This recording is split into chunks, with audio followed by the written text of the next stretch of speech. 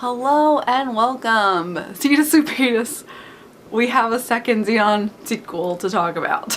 Kirsten Storms is back as Zenon. Whatever you need, I'm your girl. And she's on a mission to save her favorite rock star. Isn't it fabulous? Zenon the Zequel. Zenon the Zequel, not sequel, but Zequel because they're being fancy with the words, was released in 2001, so we are now in the 21st century. The first one was released right at the end of the 20th century. This one is now released at the 21st century, so now we're in the same century as Zenon is. And they replaced half of the cast of this film, so we don't even have the same people that we had in the first film. Raven's gone. She's replaced by Shadea Simmons, who we'll see later on. She's going to be in a couple more original movies that we're talking about. Either way, it's pretty hard to keep up a relationship with somebody who lives 180,000 miles away. But Kirsten Storms is back, as well as the captain, but basically everyone else is replaced. We're welcome to our opening with a knockoff Star Wars type of screen. And then we get to watch these girls get excited by playing Pong. I know they're in like 2050 at this point because this is 1 year after the first events took place, and that was 2049, so I know that that was a 70-year difference from when Pong came out. I think 70-80 years since Pong was a thing, but it cracks me up that this was their entertainment, that they were excited by this. I ended up finding things interesting that weren't related to the plot. The plot's really great. This one, Zenon ends up trying to contact aliens. Zenon, and being Zenon, always gets in trouble. She's a feisty little young girl, and she ends up getting sent down in a detention type of job area to watch out to see if any aliens contact her. They've been doing it for 3 years. Nothing has happened, but of course with Zenon, this actually comes true. And they end up making contact with her through Protozoa's music. Therefore, she has a goal to go back down to Earth, find Protozoa, who got missing after he decided to be the first rock star in space because there was nothing great anymore for his lifetime, and ends up taking him back to space so they're able to contact the aliens. That's our main plot, but instead I end up looking at everything they predicted in the future, as well as how they had a much bigger fashion budget for this movie, because compared to the first one where everyone's in the same type of uniform look to it, this one has so many more different outfits, and I really do appreciate this futuristic 90s aesthetic of clothing. They actually predicted a couple of things too, which was really interesting.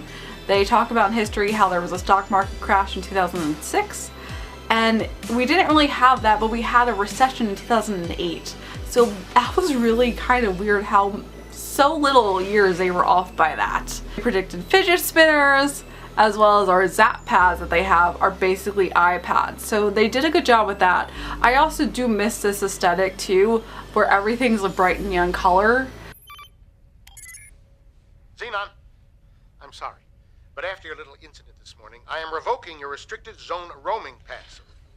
And everything had that like really cool look to it. I like that a lot more than what we have this modern look to it where everything's all like modern, slim and slick.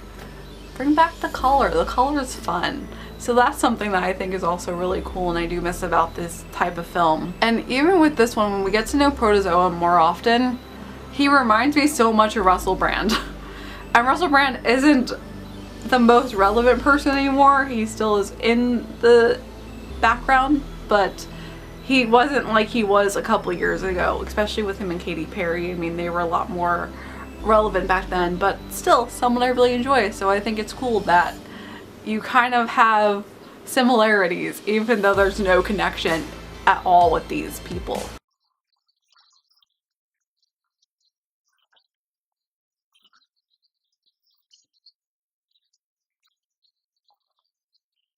It's still a solid plotline though, and it's a really great story. I enjoy it, not as much as the first one. The first one was just really fun, but I did enjoy this one too. It was still a lot of fun. I liked seeing the continuation, even though we do have a whole different cast playing the same characters.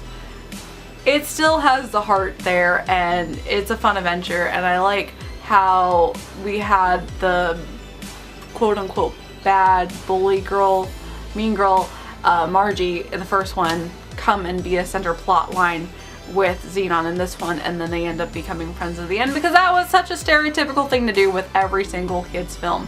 Are you pancaked? I'm staying. Margie, if we could survive this adventure together, I'm pretty sure this galaxy is big enough for the both of us.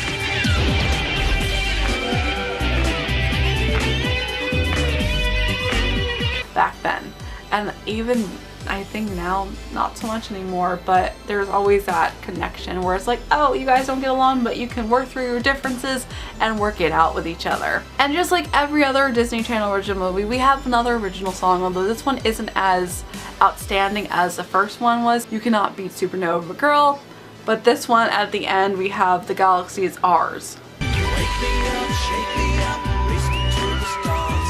So much to know, so far to go. The galaxy is ours. The galaxy is ours, my girl. The galaxy is ours. We still have one more film to watch in our Zenon trilogy. So Z3 is going to be tomorrow, so stay tuned, and as always, I hope you have a magical day, and I'll see you real soon.